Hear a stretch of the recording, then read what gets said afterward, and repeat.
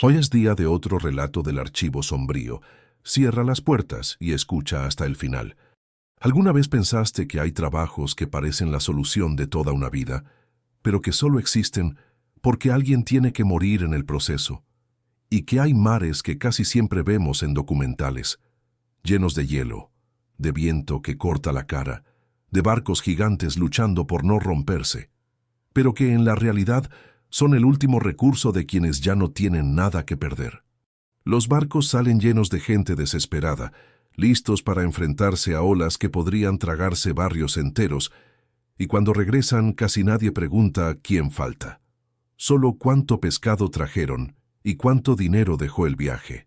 Dime algo, ¿aceptarías un trabajo donde puedes morir en cuestión de minutos a cambio de unos meses de salario que arreglan tu vida? La respuesta es sencilla. Muchísima gente dice que sí. ¿Y por qué tantos juran que, después de que un compañero cae al mar helado, ven algo acompañando al barco durante horas, como si hubiera nacido ahí, en el agua oscura? Porque no todo lo que flota es un cuerpo. A veces es otra cosa, algo que solo estaba esperando una excusa para hacerse ver. Así fue como todo empezó. El relato empezaba así. Tenía 27 años cuando casi dejé de existir sin que nadie me echara realmente de menos. Vivía en un cuarto alquilado en un barrio caluroso y polvoriento, de esos donde el viento trae más tierra que alivio. Hacía trabajos de día a día, changas sueltas que apenas alcanzaban para sobrevivir. Las deudas crecían, la renta se atrasaba, la nevera casi siempre estaba vacía. Llegó un punto en el que ya no sabía qué me daba más miedo: morirme o seguir vivo así, estancado, invisible. Cuando empiezas a pensar en eso con demasiada calma, cualquier atajo empieza a parecer una oportunidad. Estaba justo en ese punto cuando me encontré a Renan en la calle. Habíamos ido juntos a la secundaria y yo lo recordaba como el tipo que se reía de todo, incluso cuando no había nada de qué reírse. Ese día lo vi bajar de una camioneta enorme, demasiado grande para la calle angosta del barrio. Llevaba una chaqueta gruesa, unos lentes de sol colgando del cuello de la camisa y olía a cigarro caro. Me abrazó como si nos hubiéramos visto la semana pasada.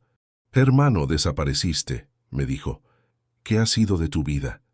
Estuve a punto de decirle «estoy sobreviviendo», pero me lo guardé. «Ahí voy», contesté, agarrando lo que sale. «¿Y tú?»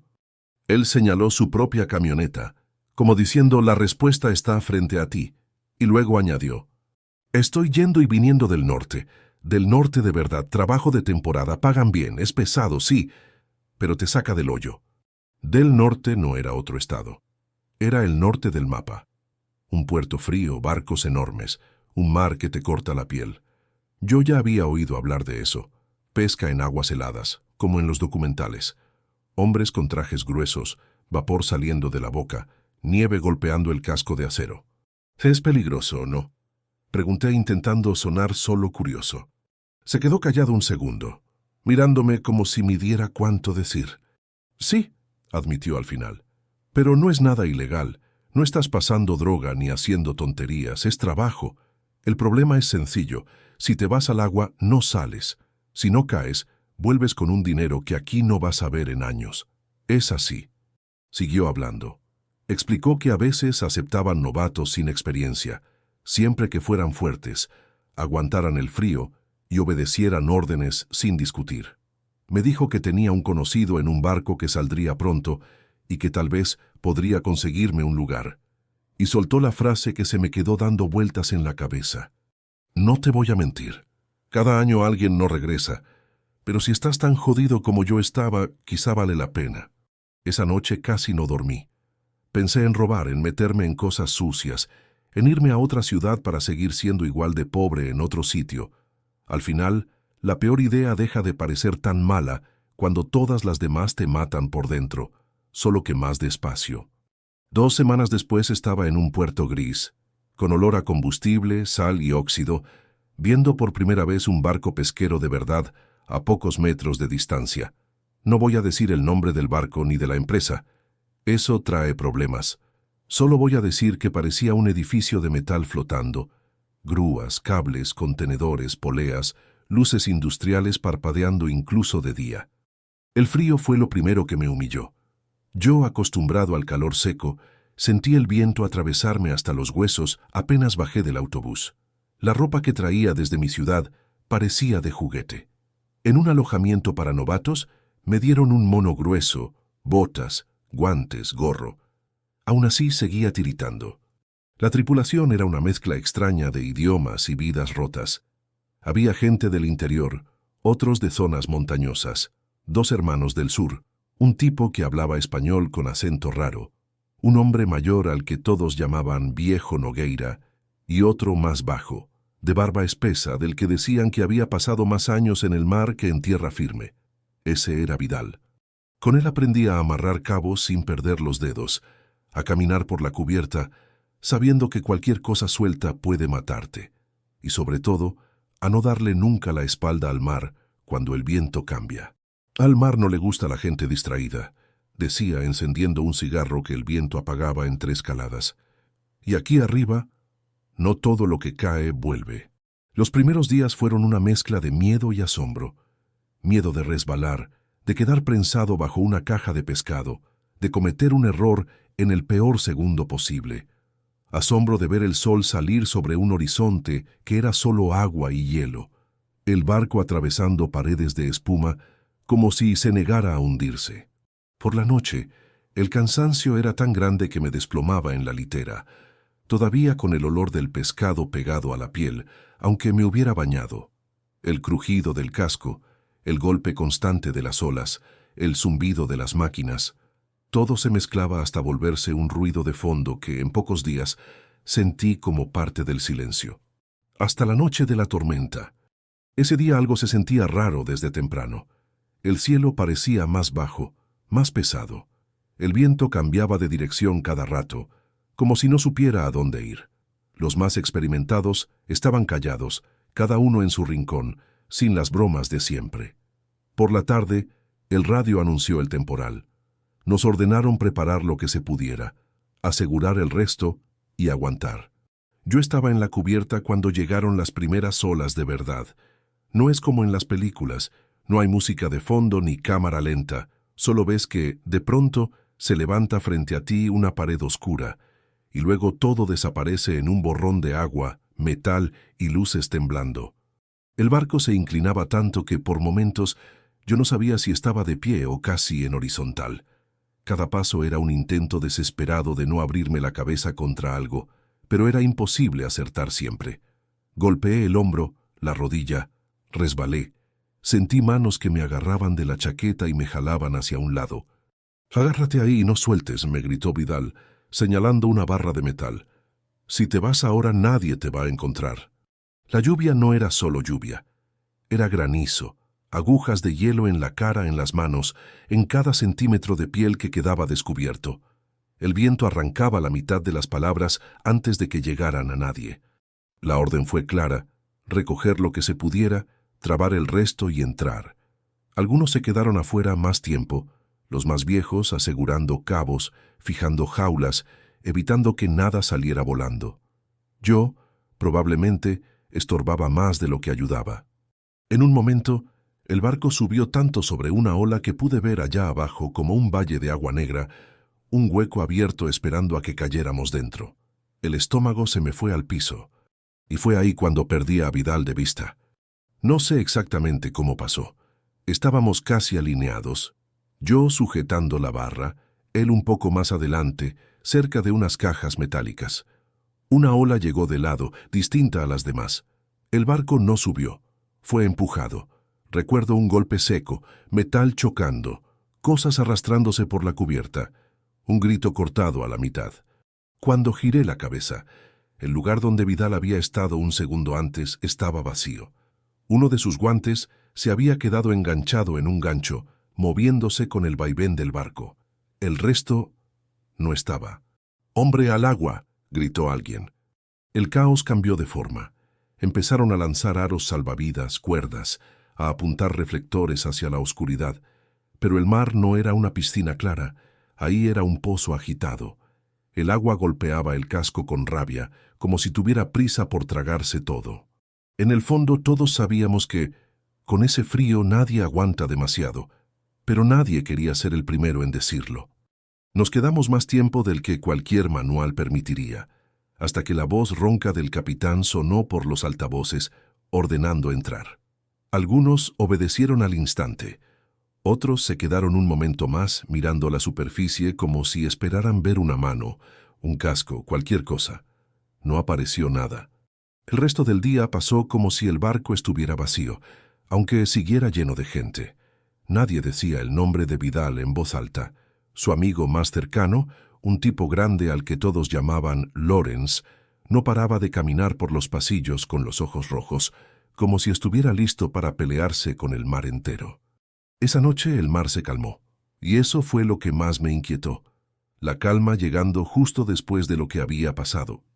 Yo estaba a punto de dormirme cuando alguien abrió la puerta del camarote. «Oye», dijo uno de los marineros veteranos mirándonos a mí y a Lawrence. «Ustedes dos, el capitán quiere que suban un momento». Se me cerró el estómago. Pensé en regaños, en reportes, en algún trámite por la muerte, cualquier cosa menos lo que era. Subimos. El aire afuera era cortante, pero ya casi no había viento. El cielo era una masa oscura con algunos puntos de luz. El barco seguía su ruta, ahora con un movimiento más suave. Uno de los marineros señaló hacia un costado del casco. «Miren, pero no se acerquen demasiado a la borda y no hagan ruido». No entendí al principio. Pensé en algún animal, un bloque grande de hielo, restos de redes, hasta que mis ojos se acostumbraron a la oscuridad. A unos 50 metros, algo flotaba en el agua. Al principio creí que era un pedazo de lona, plástico, basura. Pero no, la forma era demasiado correcta o demasiado humana. Parecía un cuerpo envuelto en algo pesado, una tela empapada, pegada al contorno, formando un volumen alargado. No se veían pies, ni manos, ni rostro. Solo una silueta inclinada, hundida un poco más de un lado que del otro, siguiendo al barco como si ambos estuvieran unidos por debajo. La poca luz que venía del barco y de una grieta entre las nubes hacía que el agua alrededor de esa cosa se viera distinta, casi iluminada desde adentro. «Es él», susurré sin poder evitarlo. Lawrence me miró con una mezcla de rabia y miedo. «No», respondió muy rápido, «él no flotaría así». El marinero que nos había llamado habló en voz muy baja. «No lo miren demasiado.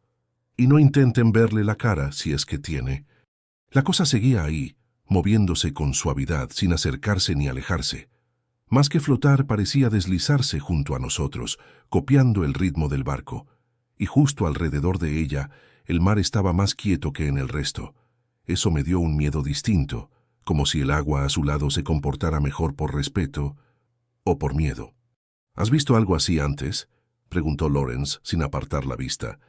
El marinero tardó unos segundos en contestar. «No exactamente igual», murmuró, «pero algo parecido. En otros mares, después de otras caídas, siempre cuando alguien se queda». Nadie dijo nada durante unos segundos. Solo se escuchaba el casco cortando la masa negra. Yo no sabía qué sentir. No era solo pena por Vidal, ni solo terror. Era la sensación de estar mirando algo que no pertenecía solo a esa noche ni a ese hombre. Algo que usaba la desgracia de ese día como excusa para aparecer. «Ya está», dijo de pronto el marinero. «Entren, ya vieron suficiente, antes de que se gire». «¿Que se gire cómo?», pregunté sin pensar. Él no respondió. Repitió con la misma voz baja. «Entren». Lawrence se quedó un instante más, como queriendo grabar cada detalle del bulto empapado para no olvidarlo nunca. Yo, por reflejo, miré una última vez. En ese segundo tuve la impresión, y de verdad espero que haya sido solo una impresión, de que la parte más alta del volumen, donde debería estar la cabeza, se movió un poco. No como algo que gira por la corriente, sino como si intentara voltearse hacia nosotros, muy despacio para mirarnos de frente. El corazón me golpeó el pecho como si quisiera escapar. Entré sin discutir. Casi nadie durmió de verdad esa noche. Algunos se hicieron los fuertes, pero el camarote estaba lleno de cuerpos dando vueltas en las literas, pasos nerviosos en el pasillo, puertas que se abrían y cerraban demasiado rápido. Al día siguiente nadie mencionó lo que habíamos visto. Las reglas no escritas son así. Solo el nombre de Vidal empezó a decirse distinto, con una pausa después, como si costara soltarlo. El resto de la temporada fue una mezcla de rutina forzada y miedo contenido. El trabajo siguió. El mar no iba a detenerse porque un hombre hubiera desaparecido. Pero desde esa noche, cada crujido diferente del casco me tensaba el cuerpo. Y algunas noches, cuando cerraba los ojos, no veía la cara de Vidal. Veía esa cosa flotando de lado, borrosa, siguiendo al barco a cierta distancia. Regresé a tierra con suficiente dinero para pagar deudas, cambiar de cuarto, respirar un poco. El amigo que me había recomendado se alegró de verme vivo. Dijo que lo había hecho bien, que en la siguiente temporada podría ganar más, que nadie se muere dos veces de la misma forma. Yo nunca volví. Hoy, años después, tengo un trabajo sencillo y un departamento pequeño en una ciudad calurosa otra vez, lejos de cualquier puerto de aguas heladas. Mis compañeros de trabajo solo saben que no me gustan los barcos. Si alguien habla de cruceros, paseos nocturnos o pesca en mar abierto, invento alguna excusa. La verdad es que, si me quedo mirando demasiado tiempo una foto de mar profundo, empiezo a sentir frío en las manos. A veces me despierto de madrugada con un ruido que no encaja con la calle donde vivo. No son coches, no son perros, no es música. Es un sonido que conozco demasiado bien. Agua golpeando una y otra vez algo pesado, como si insistiera en abrazarlo. Me levanto, voy hasta la ventana, corro la cortina. Abajo solo hay asfalto, postes y el silencio típico de esa hora. Pero durante unos segundos, mi cuerpo está seguro de que, si en vez de calle hubiera agua, habría algo flotando justo debajo, siguiendo la línea del edificio, copiando su velocidad. Podría decir que con el tiempo se me pasó. Sería mentira. Cuando sale alguna noticia sobre barcos que se hunden en el norte, sobre hombres desaparecidos en mares negros, cambio de canal. No es solo por los muertos, es porque, en casi todas esas imágenes, reconozco la manera en que el agua rodea ciertas cosas que flotan y me da miedo que algún día, sin querer, reconozca exactamente el mismo contorno. Una vez soñé que estaba otra vez en la cubierta. La tormenta había terminado, el cielo estaba despejado y las estrellas brillaban tanto que parecían agujeros en la noche. Caminaba solo, sin ruido de máquinas, sin voces. Me acerqué a la barandilla y miré hacia abajo. El mar no estaba picado, estaba quieto, liso, como una lámina oscura, y ahí, pegada al casco, flotaba la misma forma de siempre, solo que esta vez no había distancia. La cosa estaba encajada contra el metal, como si por fin hubiera encontrado lo que llevaba tanto tiempo buscando. Desperté con el corazón acelerado, la camiseta pegada de sudor, y un ruido extraño que venía del baño. Tardé unos segundos en darme cuenta de que era solo la cisterna y la caja de agua llenándose. Aún así, me costó volver a cerrar los ojos. No sé qué era exactamente lo que vimos aquella noche. No sé si era Vidal, si era algo más antiguo que él, que el barco, que todos nosotros juntos. Lo único de lo que estoy seguro es de que, desde ese día, dejé de creer que el mar es solo agua, viento y sal. Es demasiado grande, demasiado viejo como para no guardar cosas que no tienen lugar en tierra firme. Cuando me preguntan si creo en lo sobrenatural, me encojo de hombros. Digo que no lo sé, que no tengo pruebas. Pero en el fondo, una parte de mí recuerda ese bulto pálido flotando en la oscuridad, acompañando al barco como una sombra enganchada al casco. Y de esa parte no me atrevo a dudar. El archivo de hoy termina aquí. Pero en algún lugar, en un mar tan frío que el aire corta la piel, tal vez algo siga flotando al lado de un barco que ya ni existe, esperando a que alguien tenga la pésima idea de mirar demasiado tiempo hacia la oscuridad.